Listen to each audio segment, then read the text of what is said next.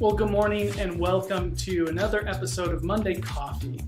My name is Jordan and I'm here with you. We are going through this idea of what is wrong with religion. It's inspired by this book by Skye Jethani, and we are going through the second week. Last week we talked about how everyone is religious. We're all working out of a basic place of fear, and religion helps us make sense of the world and control the world in our minds. And it may not be religion, it could be science, atheism, whatever, but it helps us make sense of the world. And so this week what we're going to talk about is how religion ruins the world. We talked just slightly about it last week with the cycle of danger, fear, and control, how that cycle is never broken, but Jesus broke it, and we continue to need to try and break that as Christians. But how religion ruins the world. Religion does strange rituals. Every religion has rituals and things that seem like cosmic bribery. That sacrifices were how people controlled divine forces and participated in keeping the universe functioning. In Christianity, the Old Testament, it was the Jewish law. It was the sacrifices made to God to know that God was in their favor, that they were in God's favor. Religion evolved then, and instead of making sacrifices of animals or whatnot as a means to control, we switched to morality to win divine favor or escaping divine wrath. So we think of it in this way: if we live the right way, if we live by God's rules, if we live by the teachings, so then our jobs or crops will be better, our family will be blessed, we'll avoid war and famine and things like that. So we're just trying to get God's favor. And so morality was another way to do it. Sacrifice was done, but morality replaced it. And so religious people, when we work within that morality framework, we try to win God's favor through moral behavior. A person may seem devoted to God, but in reality, they're trying to control God like a puppet in order to manipulate the world in their favor, that they are trying to control things through God. So now God is a means to an end rather than a relationship.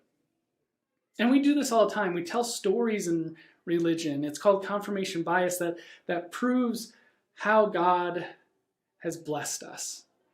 We tell stories of how morality has won God's favor in the past, but we tend to leave out the negative parts, or the parts that don't make sense, or the parts that we can't describe or control. So we highlight positive stories. Religions construct the perception that they have the power to control the universe. And fearful people looking for solutions line up to buy what religious leaders are selling. That's what we are doing. That's what religion does at its worst. We look for simple solutions to complex problems. And so in Jesus' day, it seemed like the scribes and Pharisees understood religion this way. And we often describe and think of religion the same way now, today in Western Christianity, that obedience equals blessing and disobedience equals cursing. And Jesus challenged this because there's a story with the blind man. And he was thought to be cursed by the Pharisees because when you had a disability back then, that means someone in your family did something and now that was disobedient to God, and now they are cursed. But then Jesus went and healed the blind man and gave him his sight back. And back then the Pharisees and the religious people thought that wealth was also a sign of blessing by God. But then Jesus started teaching and saying that wealth can be a barrier to God.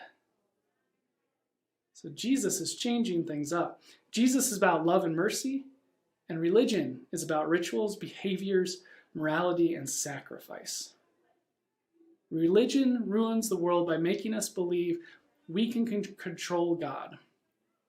This in turn makes us want to control one another.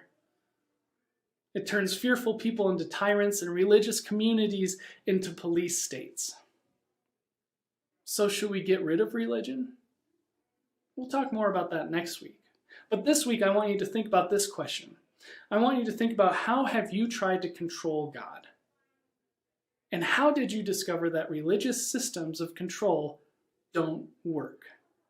Ponder on these questions this week as you continue to grow deeper in your faith and your relationship with God.